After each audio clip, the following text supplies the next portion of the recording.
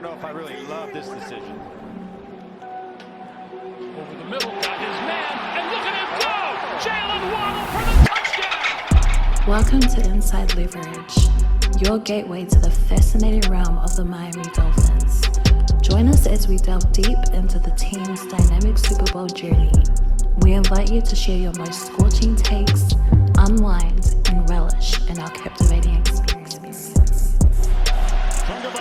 Blocked by Armstead. Going, he's got him! He's got him! Tyreek Hill! And the Dolphins have come back!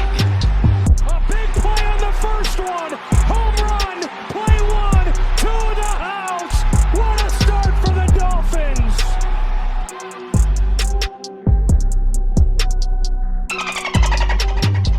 It's Inside Leverage. We always gonna put on a show, baby. That's what we do. What are you feeling? How you feeling today, George? What are your thoughts, man? And if you could just go ahead and give your a quick introduction of who you are and where people can find your work, man. And definitely want to thank you again for giving us your time today. Yeah, absolutely. Thanks for having me. Like I said, I'm a staff writer with the Phinsider. I do 2 weekly articles there, so like a preview before the game where I kind of look at some film from an opponent, and then I'll do like a game review where I kind of break down what happened, who were the key players, who showed out, who didn't. I feel like sometimes I get to do more film work in the off season because it's tough. I got these 2 articles each week, and then this is a side gig, so I got a job, kid, school, all that stuff. So, but yeah, y'all can find my work there at Phinsider. This game, it looks like Connor Williams might not be playing, so I'm a little bit, queasy about that. I think this is the first game of the season where I couldn't bring myself to pick the Dolphins. I think it'll be a good game, but I'm worried about 2 things. That's the interior with the offensive line, because obviously, like everybody knows, the Eagles' defensive line is sick, but I think their interior, specifically Jalen Carter, man, that guy, I don't know how they were able to get him, but I think at this point in Fletcher Cox's career, I think Jalen Carter is clearly, he might be the best player on that defense, period.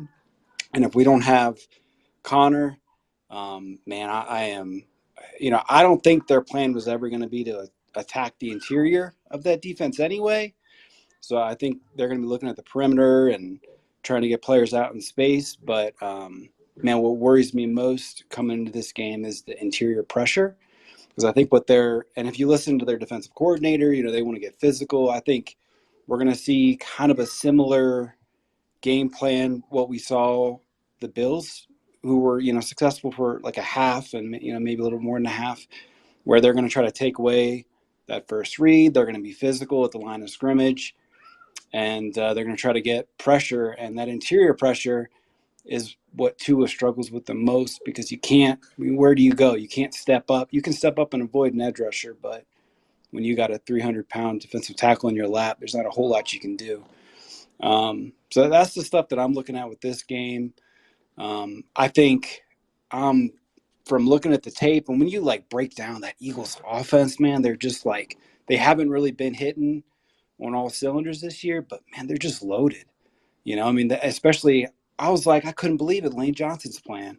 I almost threw up because I thought that was going to be, if you watch that Jets game, really when the Jets defense kind of came on strong is when Lane came out, right? Jack Driscoll came in, and it was a mismatch. The Jets have good edge defenders, and they're deep there too. But I think Miami's, when Jalen Phillips is healthy, I think our edges are comparable. So I was like, hey man, that's a spot where we can take advantage of what the Eagles have. But Lane Johnson's back. That dude hasn't given up a sack since 2020. So I think that's going to put our defense in a bit of a bind. I think they're going to have to kind of pick. Are we going to drop safeties, in the box and try to slow down the run? Or, we're going to keep our safeties back and try to, prevent Devontae Smith and A.J. Brown, and I guess Julio Jones, whenever he plays, from taking the top off the defense and make them drive down the field. So, hey, man, we'll see what kind of progress they've made. But this is a tough matchup, especially if Connor can't play. For those unfamiliar with George's film breakdowns, I put some of his posts, recent posts in the Jumbotron. Feel free to enjoy and look through some of that. He does some great work. I've been following you for a little while now, George. I appreciate all the work that you do, and I know it's a lot with everything else you have going on in the family and everything in school. So appreciate you doing the work that you do for us and the community. Just wanted to touch on what you said, George. You're killing me, George. You're picking a loss. Internally, I just wanted to go on mute and just, I can't believe, I know what, I understand the line of thinking and where you are, but what are some of the areas of exploitation that you think the Dolphins will be able to take advantage of, or some areas of weakness that you have observed through your study of the Philadelphia Eagles that Miami will have success attacking? And on defensively, some areas where you think we'll be able to, do some things that Philadelphia may struggle with offensively with Fangio and them having some familiarity with the scheme and game plan. It's pretty much the same defense we play every day in practice, slightly different personnel. So, what are your thoughts on some of the areas that we'll be able to take advantage of offensively and defensively in this game? So I'll start with offensively. I think we'll get our points, right? Like being on the road, primetime game, and the fact that the Eagles just lost, they're going to get the best the Eagles have, right? They're going to come out ready to play. And I think that's going to be a recurring thing this year for the Dolphins. They're going to get, because there's so much hype around this offense and this team in general, right? Everybody loves Mike McDaniel. The offense is doing historic stuff. And I think you saw it with the Bills. Man, they came out like it was fucking Super Bowl Sunday. That was the best performance we're probably going to see from this Bills team all year. So I think that's going to be a recurring thing for them, which is, it is what it is. Like when you start to have success, that's how it goes. So I think offensively, they're going to get their points. They're going to have Darius Slay and James Bradbury back. I don't know who they're going to, because I know Bradley Roby's probably not playing. So I don't know who they're going to move into the slot, if it's going to be Bradbury or if they're going to slide somebody else in. I think that matchup favors our receivers. I really do. I know Bradbury and Slay are both pretty big names. They had success last year, but they're both kind of getting a little bit long in the tooth, especially Slay. He kind of hasn't looked like himself this year. So I think our receivers have a good matchup there. The fact that Reed Blankenship isn't going to play in this game most likely is going to hurt them. I think there's a lot of places where we can have success on offense. I think where the problem is going to be is, how much time is Tua going to have? How much time are they going to be able to give him, especially if it's Liam at center, who looked better last week. And if y'all followed me for a while, I've been a Liam truther, man. Like I loved him coming out of Notre Dame, and I think he's been in a difficult spot where he's been moving positions so much. Last year was his first year at guard. He was a tackle his entire career at Notre Dame. I get just as frustrated, watching the tape sometimes when he has these bad games. So him failing is the last thing I want to see. But like I said, man, I think Jalen Carter is in that sphere with those Aaron Donald. Now, he's not Aaron Donald yet, but he's that Chris Jones, Aaron Donald, that disruptive. He will put reps on tape that are just unbelievable. So, I think we'll get our points. And I think we have a speed advantage, especially a speed advantage on this defense. So I think getting out to the perimeter, I wish we had Achane. We don't. That's okay. I think most will have a good game. I think they'll put up 30 points. Easy. Now, as far as our defense is concerned, man, it's tough to really identify a lot of weaknesses on paper with this offense. Now, like I said, Jalen Hurts threw 3 interceptions last week, which is uncharacteristic. They had trouble, protecting him, which is very uncharacteristic. Like I said, Lane Johnson, one of the best tackles, probably the best right tackle in the NFL. So defensively, I think it's going to be a big game for the interior, right? So like Christian Wilkins, he wants to get paid. Hey man, you want to showcase, you want to get paid, put a showcase out there against one of the best offensive lines. So if he can make some negative plays on early downs, him and Zach Sealer, Raekwon Davis, if those guys show up and they can get some negative plays on first down and force Jalen Hurts to drop back, then maybe they can get creative, maybe some pressures here and there. I don't know if I think X is probably going to play, but we don't know his status exactly. Jalen Ramsey isn't back yet. So they're not at full strength in the secondary. So that's a tough matchup. Javon Holland's playing great football. Deshaun Elliott's playing great football. So there's going to be opportunities there. But the biggest thing is, like, if they can slow down the running game on the early downs, right? So if they're not giving up 6, 7, 8-yard chunks early, they can force Jalen Hurts into a drop back game, which is not his strength.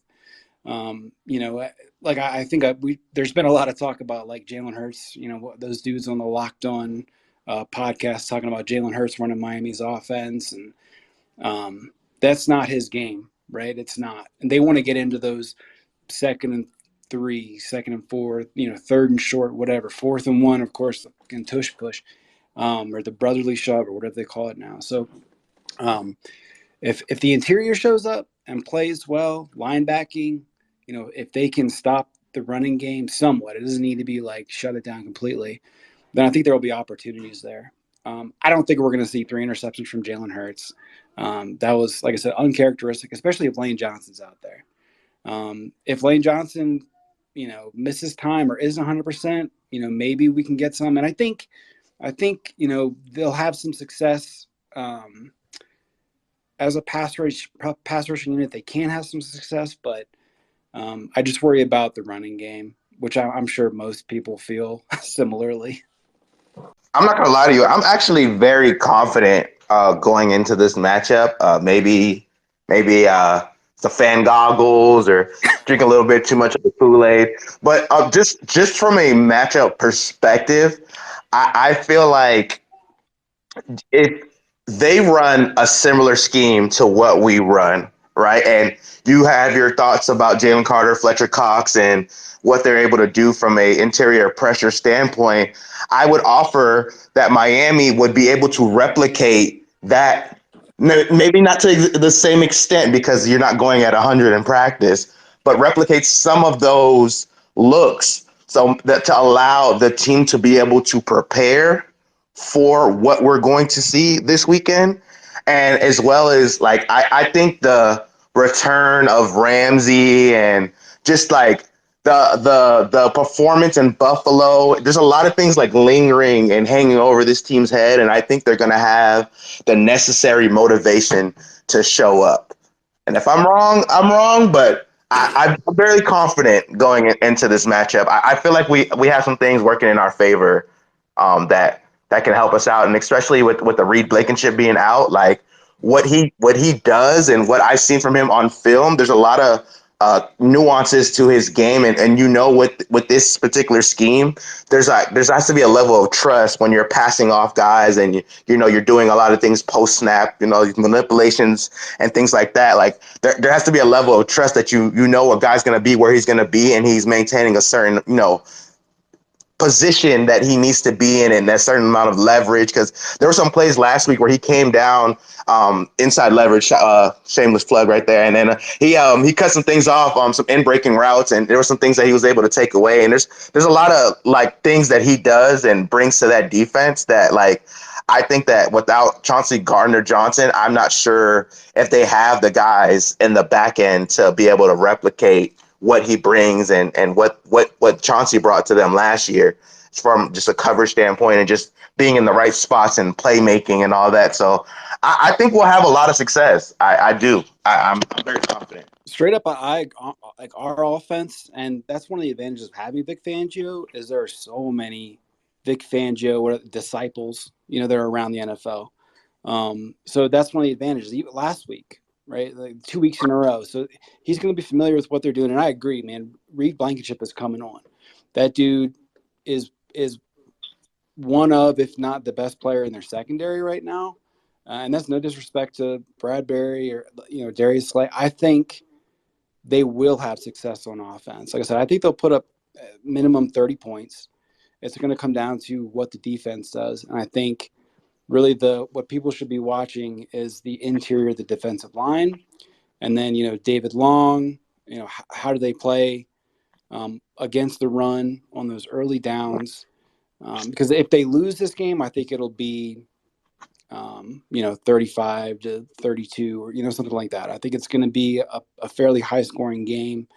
And, again, I agree. I think the advantages that Miami has on offense are pretty apparent.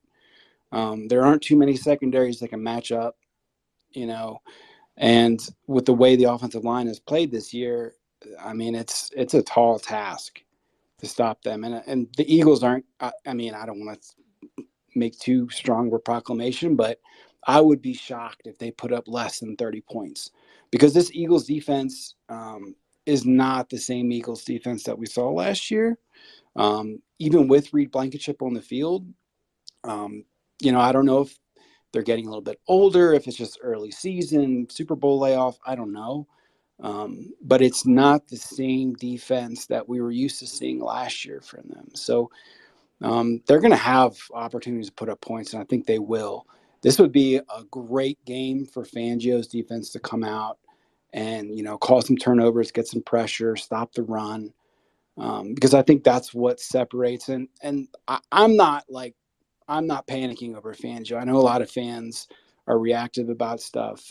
I think what makes a great coordinator is being able to adjust in season and see your unit improve. I mean, they're going from this, Brian Flores, Josh Boyer defense to what Fangio likes to do, and it's, they're polar opposites. So it was always going to take time for that to come together, and I think this will be a great game to see how far they've come. Because if they show out and if they start getting some stops, this could be they could potentially win by multiple scores. I don't think that's how it'll go, but it'll be interesting. My thing is, sorry, before we get to that, is that I get this they're a good team, but we hear the narrative about us, and I said this to the guy from Philly that covered them before you got here. Like they haven't played an offensive line and an offense like ours, so I get their front is good.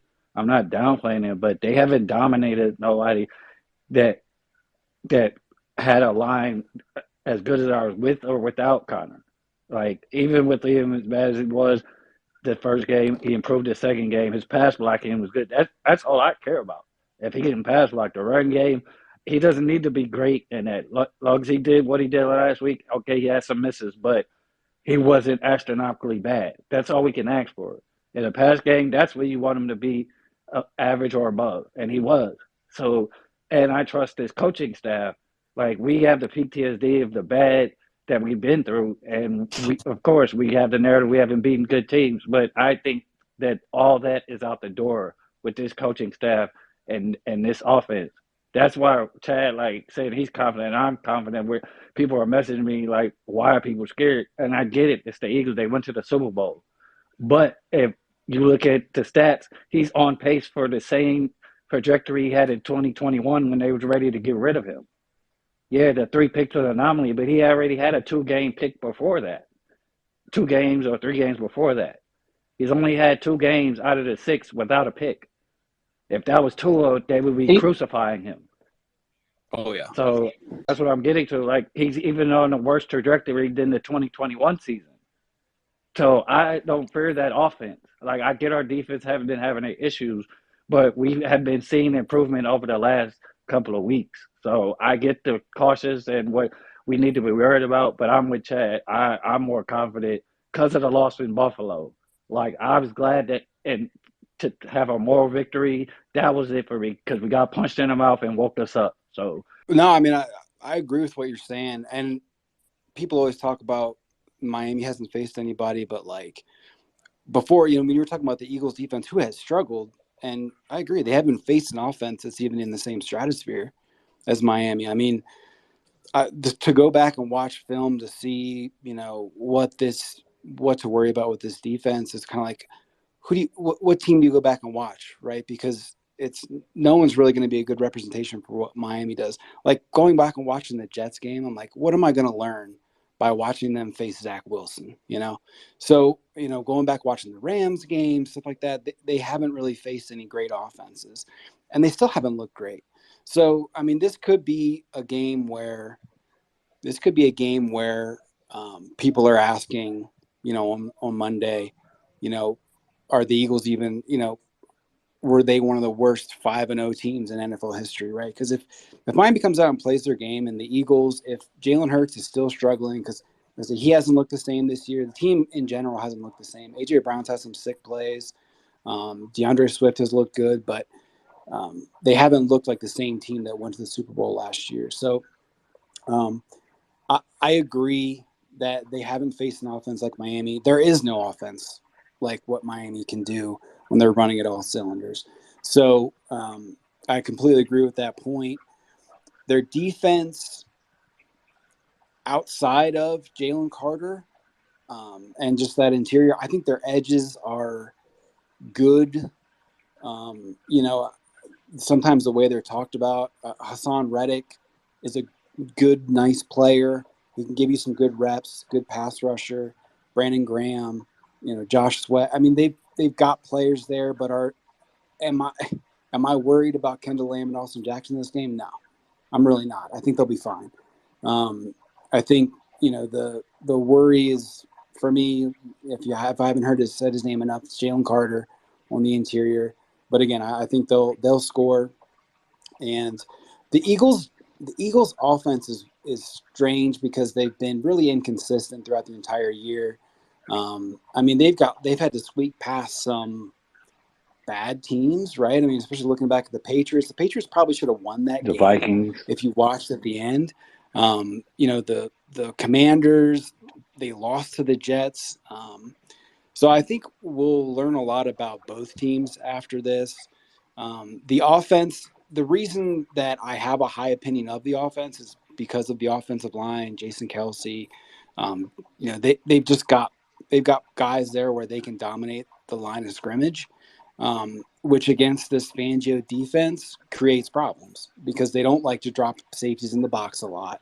They want their guys, in the front seven to stand up in the running game. So if they can do that, then I think they'll win easy. The problem is, I guess, so I picked them against the Bills, and I kind of felt like I got burned. I was like, I think they're going to show up and play.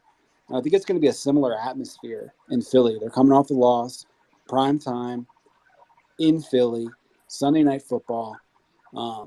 So it's going to be big to see how they respond, how they come out and play.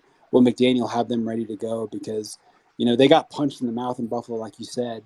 And they didn't respond the way that, we would have wanted them to see, which is kind of what you alluded to.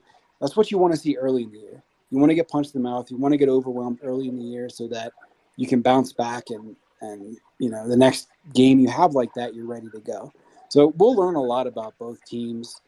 I think the Eagles are a better team than they've shown so far this season, but maybe I'm wrong, and maybe we blow them out, or maybe it's a comfortable victory. I don't know. We'll see. Go ahead, Finn's mechanic. Yeah, I certainly don't think we. It's a possibility we could. Appreciate your chat. It's a possibility we could and blow them out, but I don't. I doubt it. But what I was gonna say in terms of learning from the Jets and other teams, you can actually learn from the Redskins. I thought Redskins gave a really good showing against them. Commander. The Commanders. I'm sorry. Yeah, the Command. They moved the pocket, which helped Sam Howell. They ran the ball pretty decently with the zone blocking. So I mean, they had different.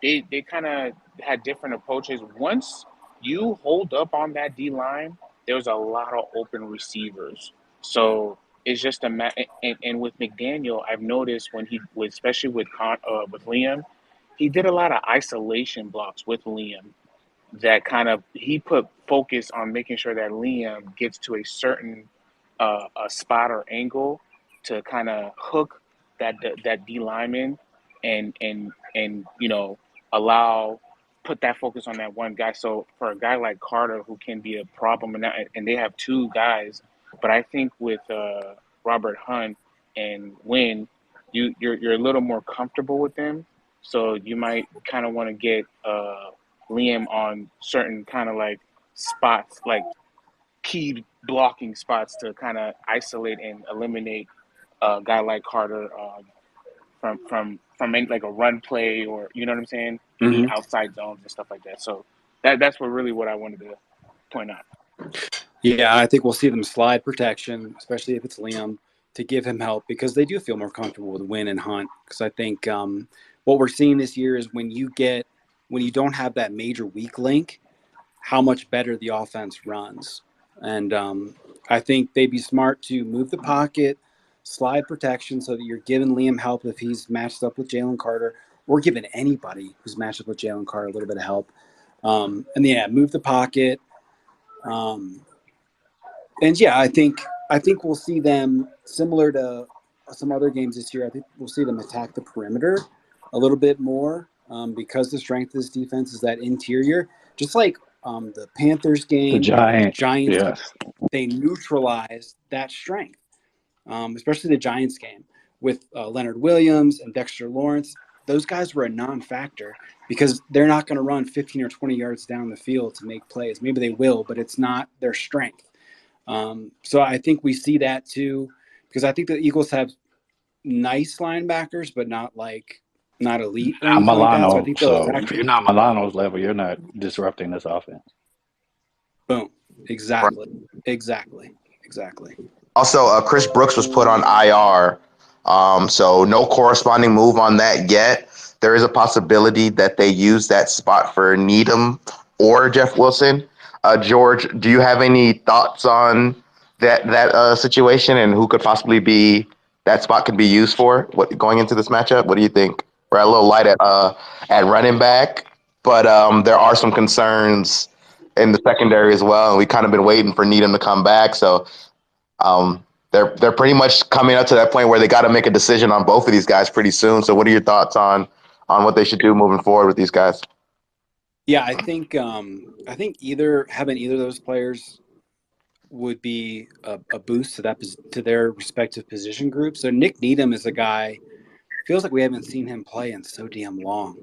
And he's such a game competitor, right? And I liked him. So obviously a lot of people know him as, a slot corner because that's where he was for a couple years. But I liked him out on the boundary in his rookie year with the tank team, right? Like he made some big plays on the boundary.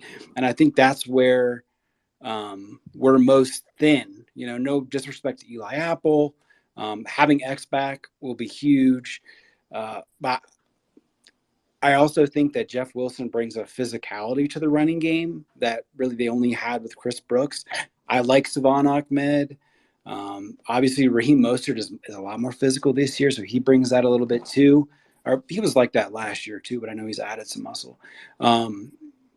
So I don't know who I would prefer. I would like to see Nick Needham get in.